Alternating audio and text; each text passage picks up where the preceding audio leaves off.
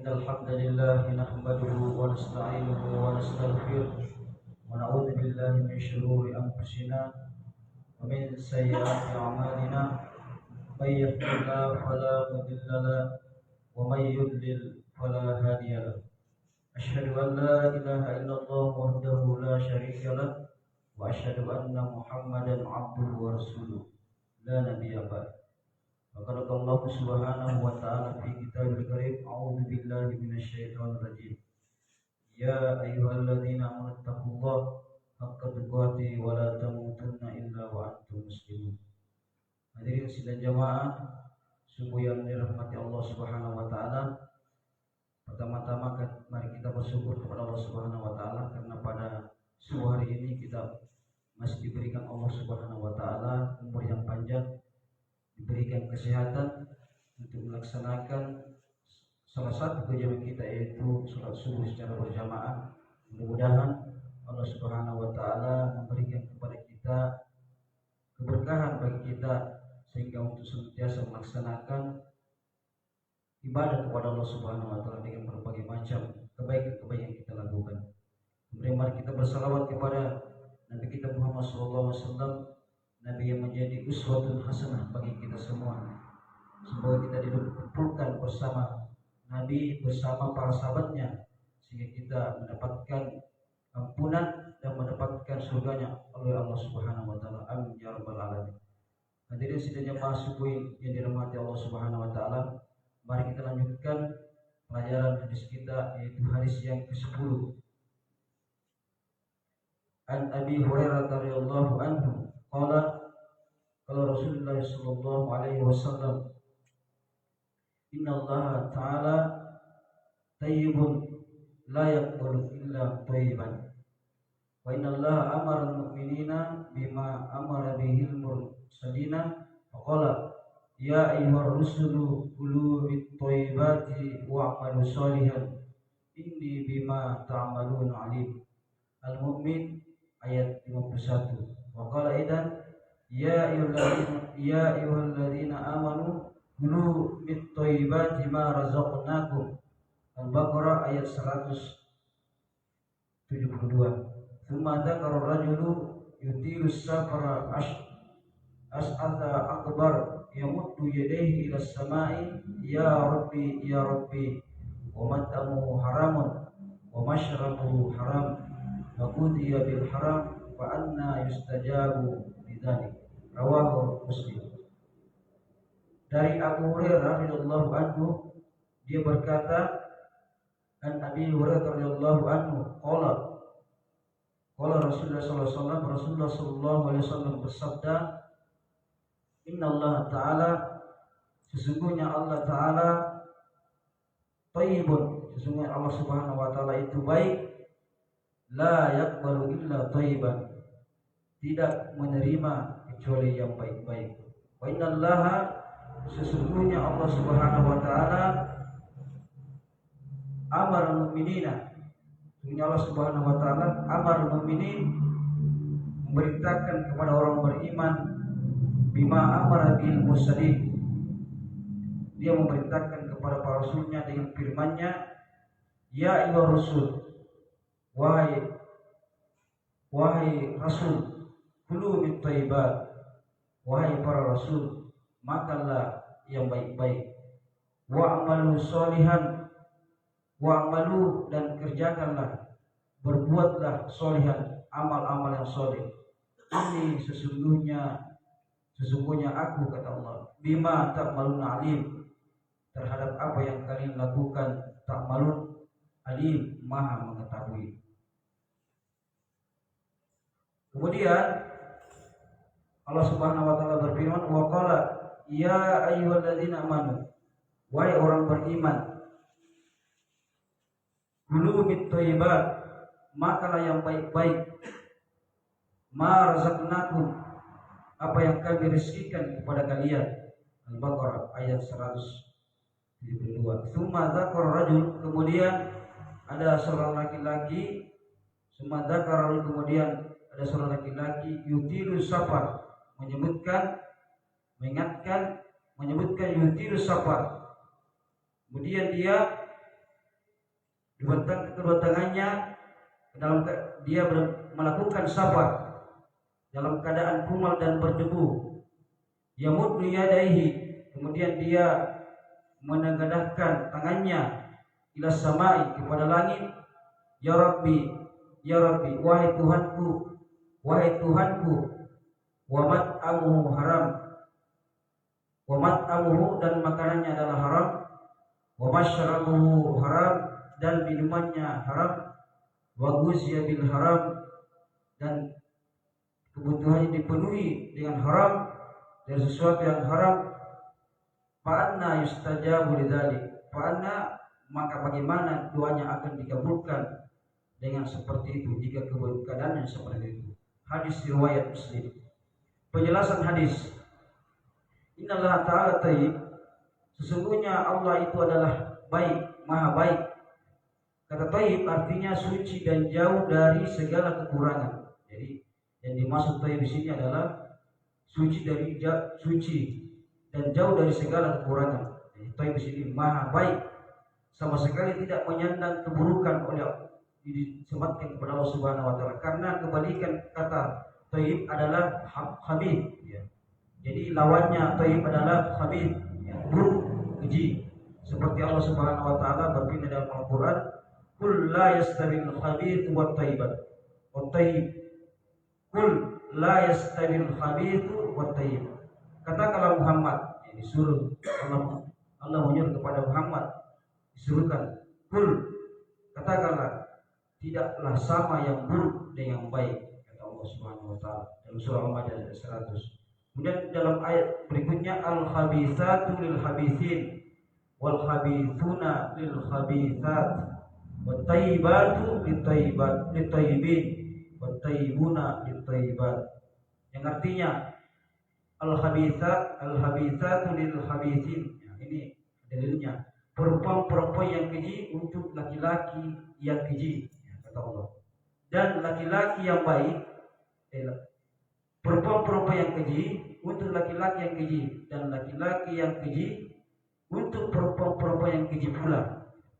Wal khabithuna lil khabithat. Jadi berikan wat tayyibatu lit tayyibin, dan sedangkan perempuan-perempuan yang baik, perempuan-perempuan yang baik, yang soleh, maksudnya ini yang baik, berbuat kebaikan, dan untuk laki-laki yang baik pula. Untuk laki-laki yang baik dan laki-laki yang baik untuk perempuan-perempuan yang baik pula. Makanya Allah Subhanahu wa taala sama sekali tidak memiliki aib. Yang dimaksud thayyib di sini adalah Allah tidak memiliki aib sama sekali ataupun kekurangan. Allah maha baik dalam zatnya, nama-namanya, dan sifat-sifatnya. Seluruh hukum-hukumnya, semua perbuatan-perbuatan Allah Subhanahu wa taala adalah baik, dan apapun yang bersumber darinya tidak ada keburukan dari sisi manapun Allah Subhanahu wa taala. Jadi kita mengatakan tayyib itu Allah maha baik, maha suci, tidak ada sedikit pun cacat dari Allah Subhanahu wa taala. Maka disebut Allah itu adalah Allah taala tayyib. Kemudian hadis ini menyebutkan juga la yaqbalu illa thayyiban. Maksudnya layak baru illa ini adalah Allah tidak menerima kecuali yang baik-baik. Allah hanya menerima tutur kata, perbuatan, dan kelakuan yang baik-baik saja. Semua yang buruk-buruk ditolak di sisi Allah Subhanahu wa taala. Hanya yang baik saja yang diterima oleh Allah Subhanahu wa taala. Makanya Allah mengatakan layak baru illa thayyiban. Tidak akan menerima kecuali yang baik-baik saja. Sedekah dengan uang yang baik, sedekah dengan yang uang yang tidak baik tidak akan diterima oleh Allah Subhanahu wa taala. Walaupun 1000, walaupun 100, walaupun 100 juta, 1 miliar, kalau itu jelek atau barang itu jelek, maka Allah tidak akan menerima Karena Allah Subhanahu mengatakan layak baru illa thayyiban. Allah tidak akan menerima kecuali yang baik-baik. Karena Allah menerima yang baik disebutkan dalam hadis sahih, man tasaddaqa bi idlin tamrin min thayyibin wa la yaqulullah illa thayyib fa inna Allah ta'ala ya'khudhuha bi yaminihi yurabbiha kama yurabbi ahadukum falwalluhu hatta takuna mithlal jabal. Artinya, barang siapa bersedekah seukuran 1 buah kurma dari hasil yang halal, maksudnya yang baik, dan Allah hanya menerima yang baik-baik saja. Sesungguhnya Allah menerimanya dengan tangan kanannya, lalu merawatnya seperti salah seorang dari kalian merawat anak kudanya hingga tumbuh besar seperti gunung. Amalan-amalan baik adalah yang dilakukan ikhlas karena Allah Subhanahu wa taala dan sesuai dengan syariat. Maksudnya Allah Subhanahu wa taala yang baik akan dilakukan, Allah menerima itu kecuali dengan keikhlasan dan sesuai dengan petunjuk-petunjuk dari Allah Subhanahu wa taala dan Rasulnya. Kemudian harta yang baik adalah yang didapatkan melalui jalan yang halal, ya, bukan dengan jalan yang haram. Sedangkan yang diperoleh melalui jalan haram adalah harta yang keji. Kalau kita melakukan, ada orang melakukan mencari harta dengan cara yang keji, maka itu adalah haram. Kemudian Allah Subhanahu Nabi SAW menyebutkan, wa innallaha amara bil mu'minin bima amara bil mursalin. Dan sesungguhnya Allah memerintahkan kaum mukminin seperti yang Dia perintahkan kepada para rasul. Ya. Jadi perintah ini ditujukan juga kepada para rasul. Ya. Ini adalah dalam rangka mengangkat harkat dan martabat kaum mukminin. Ya. Perintah yang ditujukan kepada para rasul juga baik ditujukan kepada mereka. Allah juga berfirman dan terkait para rasul, wahai para rasul, makanlah dari makanan yang baik-baik dan kerjakanlah dengan kebajikan. Al-Mu'minun ayat 51. Allah juga memerintahkan para rasul agar memakan yang baik-baik, maksudnya yang baik-baik saja dimakan, yaitu yang halal Allah halalkan dan peroleh melalui jalur syar'i, maksudnya jalur yang sesuai dengan syariat.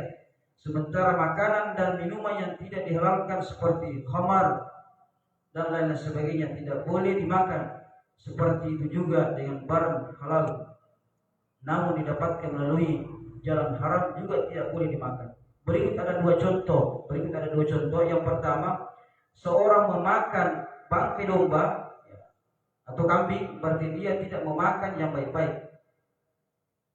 Karena Allah mengharamkan bangkai. Seseorang memakan bangkai domba atau bangkai kambing, berarti dia tidak memakan yang baik-baik. Karena Allah mengharamkan bangkai haram secara esensi, secara pokoknya.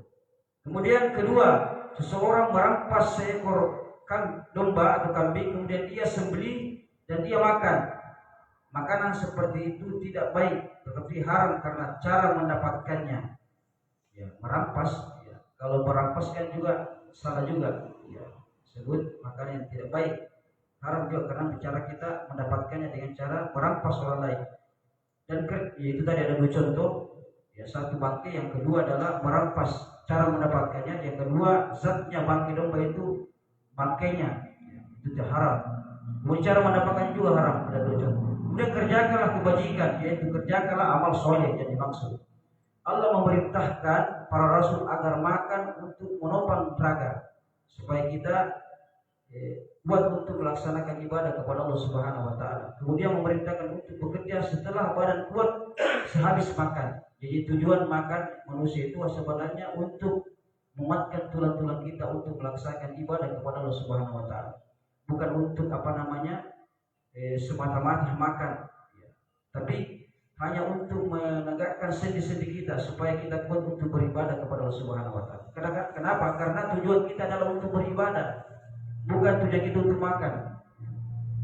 Makanya banyak yang menjelaskan itu bahwa sebenarnya makan kita itu adalah yang disebutkan Nabi itu adalah sepertiga aja, ya, sepertiga makanan, sepertiga minuman, sepertiga untuk udara.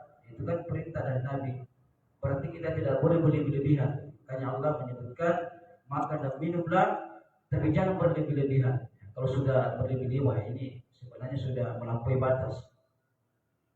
Kemudian bekerja seperti dan kerjakanlah kebajikan, yaitu amal soleh, amal yang menyatukan dua unsur, ikhlas dan mengikuti tuntunan Rasul. Jadi ada dua amal yang diterima, yaitu ikhlas semata-mata karena Allah Subhanahu wa taala dan mengikuti tuntunan Rasul. Allah Subhanahu wa taala mengatakan, wa ma umiru illa liya'budullah mukhlishina lahu din. Yang tidaklah mereka perintahkan kepada mereka kecuali hanyalah untuk untuk menyembah kepada Allah Subhanahu wa taala mukhlishina lahu din, dengan memurnikan ketaatan kepada Allah Subhanahu wa taala. Selanjutnya Allah Subhanahu wa taala berfirman terkait dengan orang mukmin, wahai orang beriman. Allah Subhanahu wa taala menyebutkan dalam Al-Baqarah tadi yang artinya wahai orang beriman, makalah dari rezeki yang baik dan kami berikan kepada kamu. Ini sebagaimana Allah Subhanahu wa taala memberikan kepada para rasul. Wahai para rasul, makalah dari makan yang baik-baik dan kerjakanlah kebajikan. Karena Allah memerintahkan kaum mukminin seperti perintah yang ditujukan kepada para rasul, sama diperintahkan kepada rasul juga diperintahkan kepada para mukmin. Intinya orang-orang mukmin diperintahkan memakan makanan yang baik, intinya dengan memakan makanan yang baik seperti halnya para rasul juga diperintahkan hal yang sama. Jadi orang mukmin diperintahkan untuk makan yang baik, rasul pun diperintahkan, para rasul diperintahkan untuk makan makanan yang baik-baik.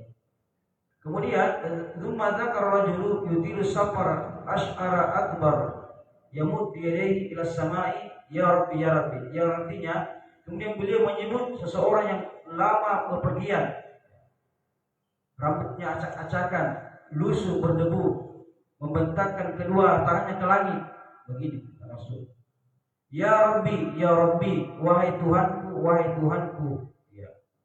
Nabi membuat perumpamaan orang yang di sini disebutkan hadis ini Nabi membuat perumpamaan orang yang lama bepergian. Jadi ada orang yang melakukan lama bepergian, Nabi membuat perumpamaan seperti diketahui bepergian adalah salah satu sebab terkabulnya doa. Jelas kalau orang yang dalam keadaan safar, maka salah satu ciri salah satu tanda doanya dikabulkan. Makanya kita kalau berpergian banyak-banyak berdoa. Terlebih perjalanan lama dan panjang. Ada menyebutkan perumpamaan seperti ini. Nabi menyebutkan as'aral akbar, rambutnya acak-acakan, lusuh berdebu, yaitu dengan rambut acak-acakan. Kalau orang dalam keadaan perjalanan kan jelas rambutnya pada acak-acakan, kemudian lusuh, rambutnya acak-acakan, tidak teratur, penuh dengan debu. Artinya orang ini tidak memperhatikan kondisi dirinya sendiri. Ini ada hikmah, Pak. Tidak dibalik daripada hadis Nabi ini, kondisinya diri sendiri, tidak memperhatikan diri sendiri. Kalau orang dalam keadaan perjalanan kemudian rambutnya acak-acakan, kemudian penuh debu, tidak memperhatikan dirinya, yang penting baginya adalah doa. Yamuddu yadayhi ila samai, kemudian dia membentangkan kedua tangannya ke langit. Membentangkan kedua tangannya ke langit juga diantara sebab terkabulnya doa.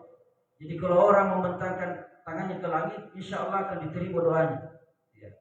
Artinya itu syarat. Tapi kita belum, Nabi tidak menyebutkan nanti, hanya menyebutkan salah satu doa yang dikabulkan adalah ketika kita membentangkan tangan kita ke langit, seperti disebutkan dalam hadis tadi. Yamuddu yadayhi ila sama, tangannya tidak mungkin kosong ya. Kemudian innallaha hayyun karim yastahi min abdi idza rafa yadayhi ilaihi ayyuradduhuma sifran. Ini kata dalam hadis yang disebutkan, sesungguhnya Allah amat pemalu. Jadi Allah juga punya sifat pemalu. Allah memiliki sifat pemalu, amat pemalu, lagi mulia. Hayyun karim, lagi mulia. Dia malu, yastahi min ibadihi, min abdihi, kata Nabi. Malu kepada hamba-hambanya ketika dia mengangkat kedua tangannya, ayyuradduhuma sifran, untuk ditolak keduanya dengan hampa. Jadi Allah malu ketika seorang hamba mengangkat kedua tangannya, kemudian Allah Subhanahu wa taala tidak ditolak kedua dengan hampa. Maksudnya dia malu ketika ada seorang hamba mengangkat kedua tangannya kemudian ditolak. Kemudian mengatakan ya Rabbi, wahai Tuhanku. Doa dengan menyebut sifat rububiyah. Ini Pak, sunnahnya kita menyebut ya Rabbi. Sunnahnya kita melakukan memanggil Tuhan kita dengan zat rububiyahnya. Rububiyah itu adalah pencipta dan pengatur alam. Rabbi itu adalah pengatur. Rabbi itu makanya disebut tarbiyah, disebut pendidik, pengatur. Makanya di setelah kalau perguruan tinggi ada namanya fakultas tarbiyah, fakultas tentang pendidikan. Tarbiyah di sini adalah pendidikan. Dia yang mengatur. Sifat Allah itu maha mengatur, rububiyah. Doa seperti ini merupakan perantara terkabulnya doa, karena memperkenankan doa merupakan salah satu konsekuensi rububiyah Allah. Makanya kita disunahkan untuk menyebut nama Allah subhanahu ya Rabbi ya Rabbi. Wa mat'amuhu haram, makanannya haram. Wa masyrabuhu haram, wa masyrabuhu artinya minumannya haram. Wa ghuzziya bil haram, dan sementara makanannya haram. Makanan yang dimaksud makanan haram, entah barangnya haram atau haram karena cara mendapatkannya. Sebutkan tadi ada dua, barangnya atau cara mendapatkannya. Sama semua. Meminumnya haram, yaitu meminumnya dengan haram, mungkin karena barangnya haram atau karena cara mendapatkannya. Dan diberi makanan haram, yaitu diberi makanan haram hasil kerja orang lain. Fa anna yustajabu lidzalik, maka mana mungkin doanya akan dikabulkan jika begitu keadaannya.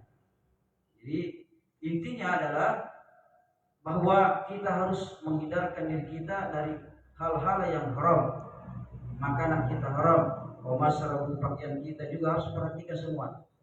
Karena bagaimanapun juga kita menengadahkan tangan kita ke langit menyebut ya Rabbi ya Rabbi, sementara makanan kita haram, minuman kita haram, pakaian kita haram, maka bagaimana bisa doa dikabulkan oleh Allah Subhanahu wa taala. Makanya ini hadis ini sangat mulia. Hadis yang sangat mulia, memberikan arahan kepada kita, memberikan pelajaran bagi kita bahwasanya mari kita berhati-hati dari hal-hal yang diharamkan oleh Allah Subhanahu wa taala. Kemudian hadirin yang berbahagia, inti daripada hadis ini adalah jatuh pertama taib, Allah itu maha baik, adalah salah satu nama Allah Subhanahu wa taala. Berdasarkan sabda Nabi sallallahu alaihi wasallam, sesungguhnya Allah maha baik. Yang kedua adalah bahwasanya kesempurnaan Allah adalah zat, sifat-sifatnya, perbuatan-perbuatannya, dan seluruh hukum-hukumnya. Kesempurnaan Allah. Kemudian ketiga adalah Allah maha kaya. Allah itu maha kaya, ganiyun, tidak memerlukan makhluk. Jadi Allah itu maha kaya, tidak memerlukan makhluk. Justru makhluklah yang memerlukan Allah Subhanahu wa taala. Sehingga dia hanya menerima yang baik-baik saja. Jadi itu hikmahnya Pak. Ketika Allah menyebutkan innallaha thayyib la yaqbalu illa thayyiban. Sesungguhnya Allah itu maha baik, tidak menerima kecuali yang baik-baik saja. Jadi artinya Allah maha kaya, yang tidak membutuhkan makhluk. Kemudian keempat, intisari daripada hadis ini adalah amal perbuatan terbagi dua, ada yang diterima dan ada yang tertolak. Jadi inti daripada hadis tadi ini ada dua, ada perbuatan yang diterima di sisi Allah Subhanahu wa taala, ada perbuatan yang tertolak di sisi Allah Subhanahu wa taala. Seperti yang disebutkan tadi, seperti hadis Nabi mengatakan la yaqullahu salatal ahadikum idza ahdatha hatta yatawadda. Allah tidak menerima salat. Berarti ini la yaqbalullahu salata. Allah tidak menerima salat salah seorang di antara kalian idza ahdatha hatta yatawadda, apabila berhadas sampai dia berwudu. Berarti Allah tidak menerima salat kita walaupun kita salat setiap hari tapi tidak berwudu, Allah tidak menerima. Intinya daripada tadi, Allah tidak menerima kecuali yang baik-baik. Kemudian yang kelima, para rasul mendapatkan perintah dan larangan. Para rasul mendapatkan perintah dan larangan berdasarkan sabda Nabi. Sesungguhnya Allah memerintahkan kaum mukminin seperti yang diperintahkan kepada para rasul. Nah, ini berarti para rasul juga mendapatkan perintah dan larangan dari Allah Subhanahu wa taala, sama seperti orang-orang mukmin. Kemudian yang keenam adalah orang-orang yang beriman juga diperintahkan dan dilarang. Berdasarkan sabda Nabi, sesungguhnya Allah memerintahkan kaum mukminin seperti yang diperintahkan kepada para rasul. Semakin kuat keimanan seseorang, akan semakin getol menjalankan perintah Allah Subhanahu wa taala. Yang ketujuh, menggunakan cara-cara tertentu untuk mendorong beramal. Berdasarkan sabda Nabi, sesungguhnya Allah memerintahkan kaum mukminin seperti yang dia perintahkan kepada para rasul. Ketika seorang mukmin tahu bahwa perintah yang ditujukan kepadanya juga ditujukan kepada para rasul, ia akan merasa kuat dan bersemangat untuk menunaikan perintah tersebut. Jadi ada semangat melakukan dengan cara mendorong untuk melakukan amal. Kemudian yang kedelapan, perintah memakan makanan yang baik untuk kaum mukminin dan para rasul. Ini perintah dari Allah Subhanahu wa taala, memakan makanan yang baik-baik. Kulu min thayyibati ma razaqnakum, kata Allah. Kulu min thayyibat, makalah yang baik-baik yang kami rezekikan kepada kalian, kata Allah Subhanahu wa taala. Kemudian kesembilan, nikmat Allah Subhanahu wa taala wajib disyukuri dengan mengerjakan amal soleh berdasarkan firman Allah Subhanahu wa taala. Makalah dari makan yang baik-baik dan kerjakanlah kebajikan. Ini perintah nikmat. Kita mensyukuri nikmat Allah Subhanahu wa taala dengan makanan yang baik-baik. Seandainya Allah menurunkan semua makanan berbuah, kayak apa kita ini? Makanya Allah juga menyebutkan bahwa makanlah makanan yang baik-baik, karena di bumi ini banyak sekali makanan-makanan yang baik-baik. Bagaimana manusia juga kan sering memilih yang jelek-jelek. Nah, padahal kan satu Allah mengirim menurunkan makanan yang haram, kemudian Allah menurunkan ribuan atau ratusan jutaan makanan-makanan yang baik-baik. Karena yang menjadi masalah banyak manusia memilih yang jelek atau makanan-makanan yang jelek, padahal banyak sekali makanan yang halal diciptakan Allah Subhanahu wa taala. Makanya kita harus mensyukuri nikmat Allah Subhanahu wa taala dan kerjakanlah kebajikan. Ya. Kemudian ke-10, mengarahkan suatu perintah kepada orang-orang yang sudah biasa melakukannya berdasarkan firman Allah Subhanahu wa taala, dan kerjakanlah kebajikan. Para rasul diperintahkan untuk beramal saleh meski mereka jelas sudah terbiasa untuk itu. Perintah ini senada dengan firman Allah Subhanahu wa taala, ya ayyuhan nabi taqillah, wahai para nabi bertakwalah kalian kepada Allah. Kemudian yang ke-11, larangan terhadap semua yang baik, keji dan buruk.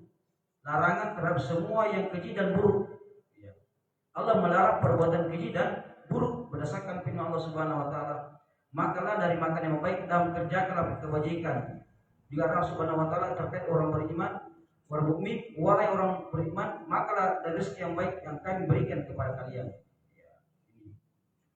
Kemudian yang ke-12, dua orang yang memakan makanan haram tidak akan terkabul. Dua orang yang memakan makanan yang haram tidak akan terkabul. Ini intinya. Inti kandungan daripada di sini adalah dua orang yang memakan makanan haram tidak akan terkabul doanya, meski melakukan sebab-sebab terkabulnya doa. Seperti saya katakan tadi, seperti apapun. Karena Nabi SAW pernah menyebut seorang yang melakukan perjalanan lama rambut acak-acakan, seperti yang saya katakan tadi.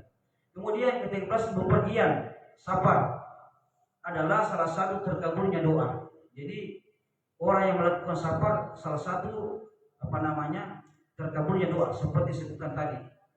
Kemudian 14, yang ke-14, rambut acak-acakan dan busuk berdebu dalam perjalanan merupakan salah satu sebab terkabulnya doa. Jadi kalau kita acak-acakan rambut biasanya tidak teratur, tapi termasuk juga terkabulnya doa. Hanya saja mungkin ada yang membantah bahwa menahan diri dari hal yang mubah tanpa alasan yang dibenarkan oleh syariat adalah tindakan tercela. Itu benar. Tapi masalah di sini adalah orang-orang yang bersangkutan telah mementingkan urusan akhirat daripada berbagai urusan dunia. Artinya dia selalu ingin mementingkan kehidupan akhirat daripada kehidupan dunia. Kemudian mengangkat kedua tangan saat berdoa merupakan salah satu sebab terkabulnya doa. Jadi kalau kita berdoa kepada Allah dengan mengangkat tangan, maka salah satu terkabulnya doa, diterima doa kita di sisi Allah Subhanahu wa taala. Yang ke-16, di antara sebab terkabulnya doa adalah bertawassul kepada Allah dengan menyebut rububiyah yang saya katakan tadi. Salah satu terkabulnya doa adalah kita berdoa dengan bertawassul kepada Allah Subhanahu wa taala dengan nama-namanya, dengan nama-nama rububiyah. Seperti saya katakan tadi, ya Rabbi, ya Rabbi. Bukan hanya Rabbi saja, ya Razzaq. Ya, misalnya ada kebutuhan kita, misalnya ya Allah, ya Razzaq, ya yang Maha Pemberi rezeki. Karena Allah itu Maha Pemberi rezeki. Tergantung kebutuhan kita. Kalau kita misalnya sakit, ya ya Syafi, wahai Allah yang Maha menyembuhkan. Itu salah satu. Kemudian ke-17, peringatan keras dari memakan makanan yang haram. Karena memakan makanan haram menjadi salah satu penghalang doa terkabulnya, meski sebab-sebab terkabulnya doa telah terpenuhi berdasarkan Nabi, berdasarkan sabda Nabi, dari mana bagaimana itu bisa dikabulkan karenanya. Bagaimana bisa dikabulkan doa kalau misalnya makanan kita haram, pakaian kita makanan makanan kita haram, minuman kita haram, dan pakaian kita haram, maka bagaimana bisa diterima kalau semuanya haram? Demikianlah yang saya sampaikan, mudah-mudahan ada manfaatnya. Kalau ada kata-kata yang salah itu semuanya dari diri saya pribadi, dan kalau ada kata-kata yang benar semuanya dari Allah Subhanahu wa taala. Dan saya ingin ucapkan nun wal qalami wa nasrun. Assalamualaikum warahmatullahi wabarakatuh.